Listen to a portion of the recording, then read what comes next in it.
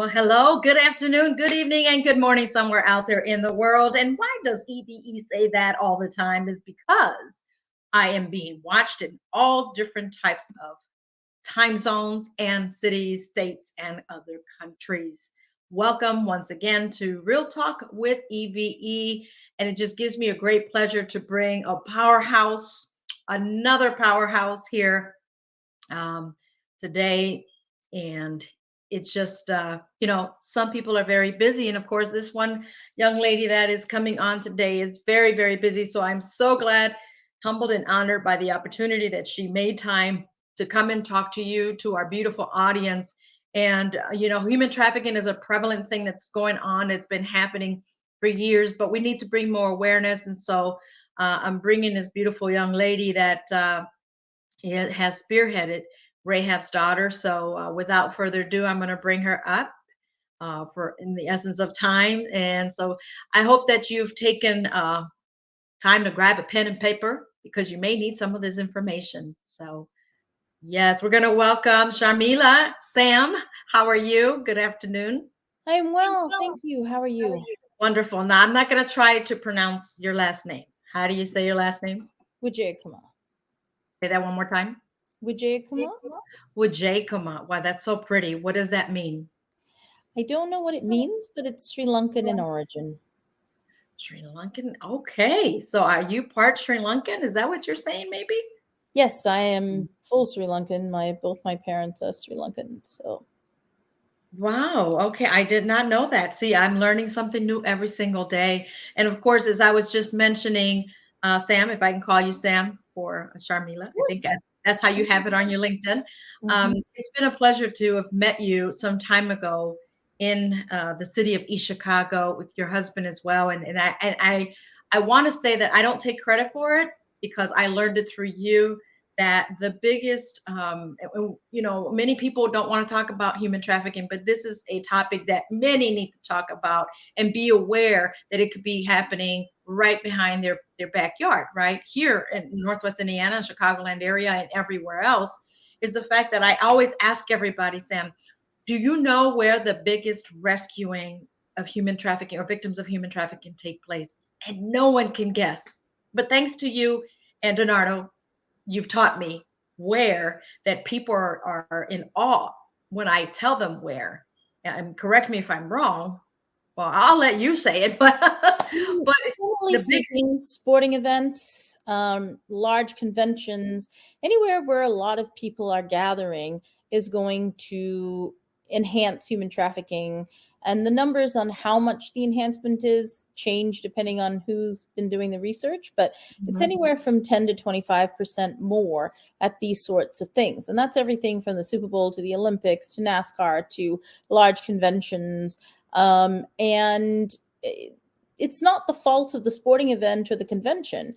It's generally speaking, whenever you put a lot of people into one place who have different ideas about what entertainment might look like, that you have the issue of trafficking. And of course, human traffickers understand that when these events are occurring, that they're going to have a larger potential audience, right? In order, so they bring their girls in, and this is how it works. And obviously, the fact that task forces are created for this, and law enforcement's brought in from around the country, and that kind of thing, means that obviously research again shows that this is definitely an uptick of some amount.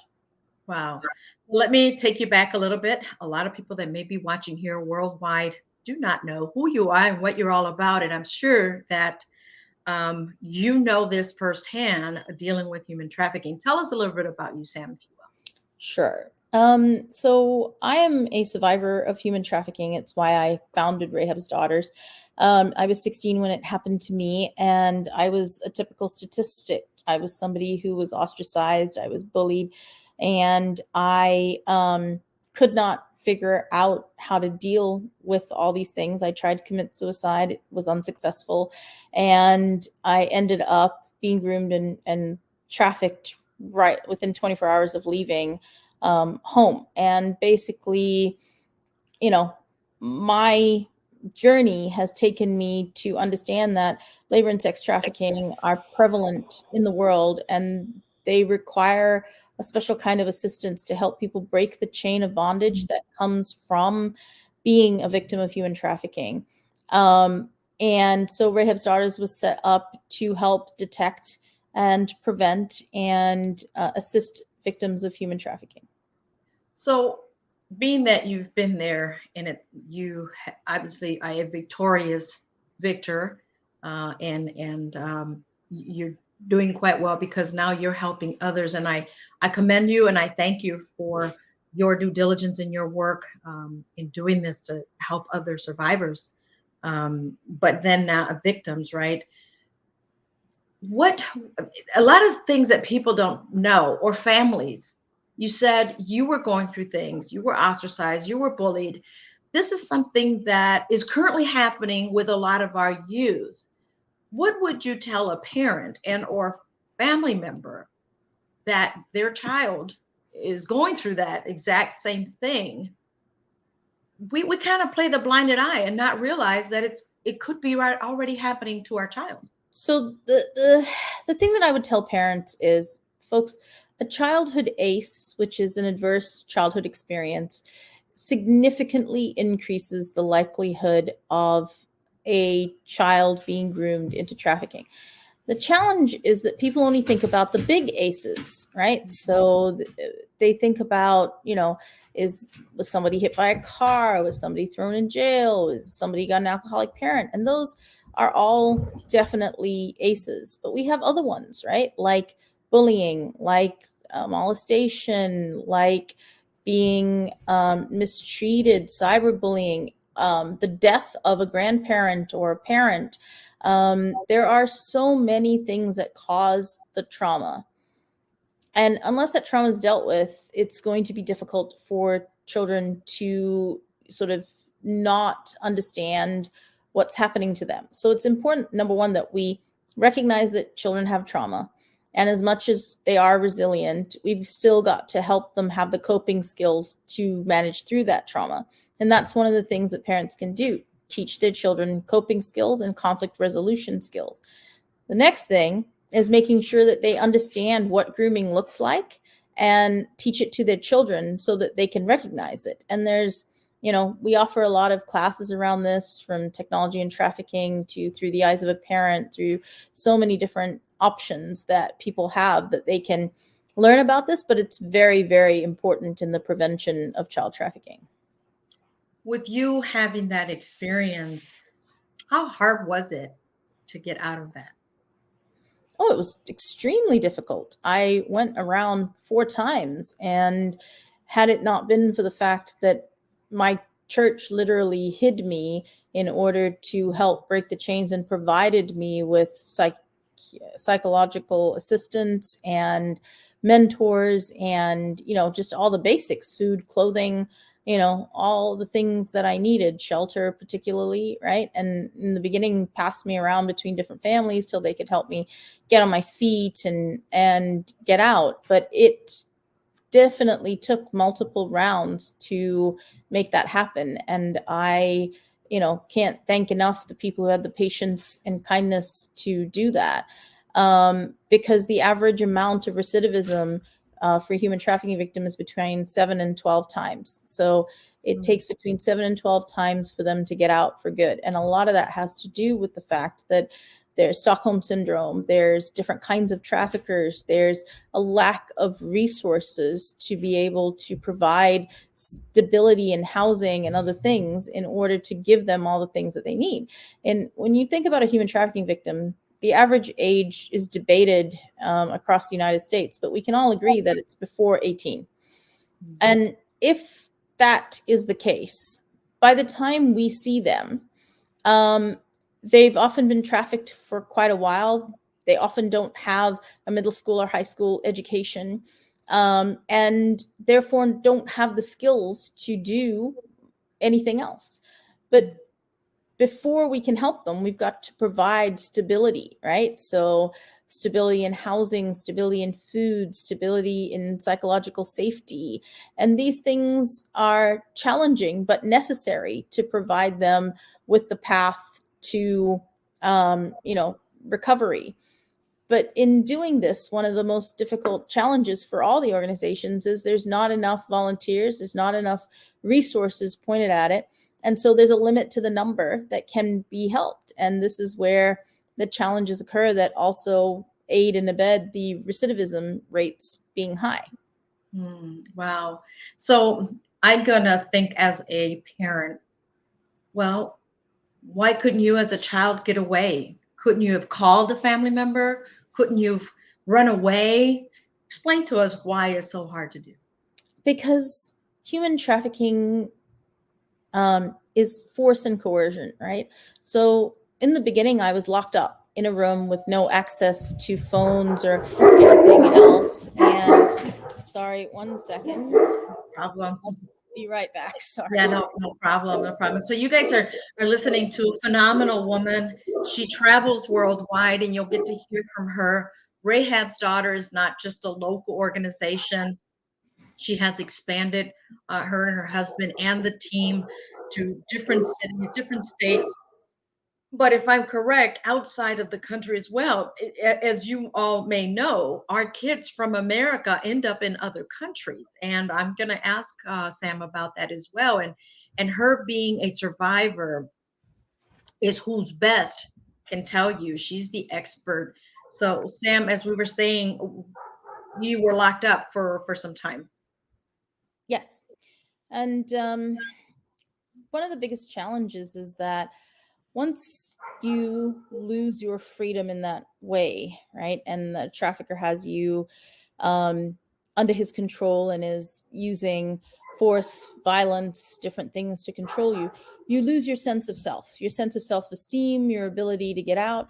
And threats are one of the typical things. So in my case, he threatened that if I didn't do what was asked, then he was going to make my little sister do what was asked, and he was going to go after my family. And so you certainly wouldn't call your family because you're afraid for their lives, right? And it's a very difficult and challenging situation because most of the time there are different kinds of traffickers, right? And they use different ruses to do this. In my case, it was a guerrilla trafficker, which is someone who takes you, right, and locks you up.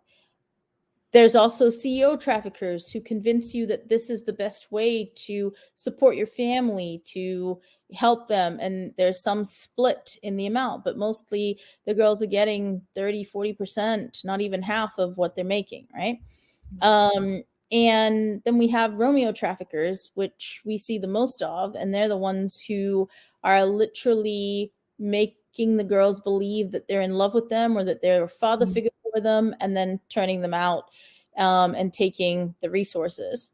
And then we have familial traffickers, and these are the folks that sell their kids or, their grandparents sell grandchildren, aunts and uncles sell their nieces and nephews. So interfamilial trafficking is a big thing too. In fact, 2 Super Bowls ago, we met a young lady who is a midget porn star, and her family got her into being a porn star. And obviously she's also turning tricks and other things. And she was such an angry young lady, but she can't leave her family because she's been indoctrinated to believe that her family will not survive without her, and they'll all, starve to death if she stops doing this. And 2 years later, she still, calls and yells at us every once in a while because she is a very angry young lady, but she is still working through the challenges of a familial trafficker because the bonds of family are so great, right? Wow, it's a sad but surreal. This is real, and it's not happening just in other countries, but really big here. Well, where would you say, because I've read in your bio that you've actually traveled to other countries to also help in this. Where in the world would you say is, if it exists, is the highest trafficking? India, being- by far. Labor and sex and child trafficking. Wow. Where does the United States stand in the list? I mean, we're not in a great place, right? I mean, for us, 83% of trafficking victims are domestic. So people think that people are being brought in, but that's only about 15% max, right? For the most part, it's American citizens born and raised in the US who are susceptible to this. And a lot of times it's childhood ACEs, it's poverty, it's a variety of things that, get them into this. And at large sporting events and conventions, it's often the grooming that happens online, right? So someone will put up an ad. So one of the rings that we broke at the Tampa Super Bowl was a guy who was asking for models from all around the country, and Mm, he actually brought in, I think, 19 girls into the city and turned them out to turn tricks, and we happened to rescue one of them, and that got the trafficker arrested. But he was, he had abandoned her, then he came back for her, and we were able to, with the help of the hotel, get him arrested right away. But it was a lot, right? And he had rolls of cash in his car. He had their identification. He had all sorts of things. And it was a very difficult situation. And the young lady also had a slight disability that was a mental health issue. And so, she was even more susceptible because of that, right? And in her case, we were able to assist her by getting her home to her family and then providing wraparound services to help her deal with it. And in her case, she was only trafficked for 6 days. But even in those 6 days, a lot happened, right? But the ads that go out for these sorts of jobs, I mean, people should be aware that if your kid says they're going to be a model or a photographer or a cheerleader or whatever, a dancer, etc., it is very important that someone go with them to the new city. If never send your kid alone for any of these things, and because most of the time they're scams, right? Or a lot of the time they're scams. And so and in this case, the guy had a legitimate business that was a denim company, and he legitimately, checked out if you looked at him online. So I can understand why so many fell for the scam. But it's super important to make sure that, you're protecting your family by going with them to these sorts of things. If someone's moving out of town to take a job or whatever, someone should go with them. It shouldn't be a thing that happens alone. and for them to the adults to do their due diligence, to do all the research. Several years ago, I read an article where their two young girls told their parents they were going to be models and they were going, I think, New York, and they were given the tickets, but the children or the teenagers were not aware that it was just a one way. And they told them they didn't need any bags, they didn't need to bring anything other than themselves and their personal belongings, and that, whatever they needed at first. And so the not a flight attendant, but actually a ticket agent was noticing that these girls didn't know where they were going, didn't know who they were going to meet. And luckily, this young lady, the ticket agent, was asking all these questions and said, "This is strange. And you don't know who you're meeting, and it's only a one way." Right.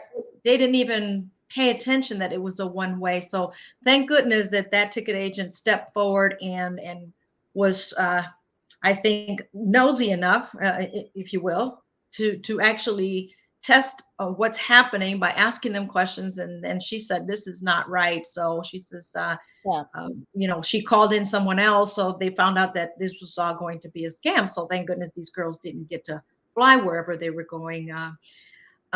Sam, I'm putting down on the bottom for those of you that are watching, the website is there, rahabsdaughter.org. The hotline number is there. Um, what is it that I know that you just had a fundraiser, I believe, just took place on the 15th, right? Golf outing. Mm-hmm. What are you guys doing next? I hear great news. Canada, I think that's where you Yeah, are. so we just opened our Canadian chapter this week. We're super happy to be on, expanding north and being able to assist. There's definitely a problem, of trafficking across the the borders, particularly from the different border cities. So like the Windsor, the Buffalo, the Montreal, like all the different borders. And the challenge is obviously it's a few things. Number one, the drinking age is lower in Canada, so it's easier for traffickers to bring girls up here, and also for Johns to bring girls up here to partake of the liquor. Secondarily, we do have the issue with Indigenous populations, and I think on both sides of the border we have great challenges with Indigenous women going missing. And this is a big, piece of the puzzle and part of why we wanted to move northward. We've been working in Alaska and in Buffalo for a while with some of the Indigenous populations, and it's important work because, unfortunately, when you think about the mining industry, the utilities industry, the, amount of construction that's happening, the fact that people are away from home for long periods of time, right? A lot of folks here in Canada, for example, work 3 weeks up in the middle of nowhere and then 3 weeks home kind of thing. And the companies fly them back and forth. But there's literally nothing up there to do, right? So there's very little Wi-Fi. There's no cell reception. There's no activities, right? Except for work and they work like generally 12-hour shifts. So, and they work 7 days a week for 3 weeks and they kind of come home and have 3 weeks off sort of thing. But while they're away, one of the things that traffickers do is provide this type of entertainment. So be it stripping or, sexual favors, these sorts of things. The challenge is that, obviously people are lonely when they're away for that kind of time, and traffickers take advantage of that. The challenge, though, is that those conditions are extremely difficult to live in. And imagine if you are the, for example, the only prostitute working that area, you're going to get used and abused, and generally they, can get killed or they can just die from the overwork, but they certainly often don't make it back.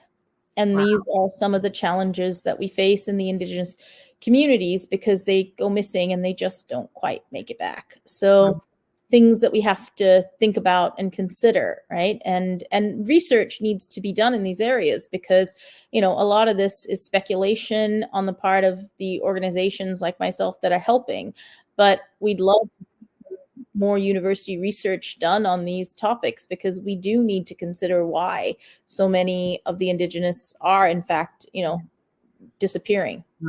I did not know that. And we're talking about the borders, and I've often spoken about us having such a free border south of us in Mexico. And I know that there's a lot of, as we call them, coyotes, but there's a lot of trafficking going on.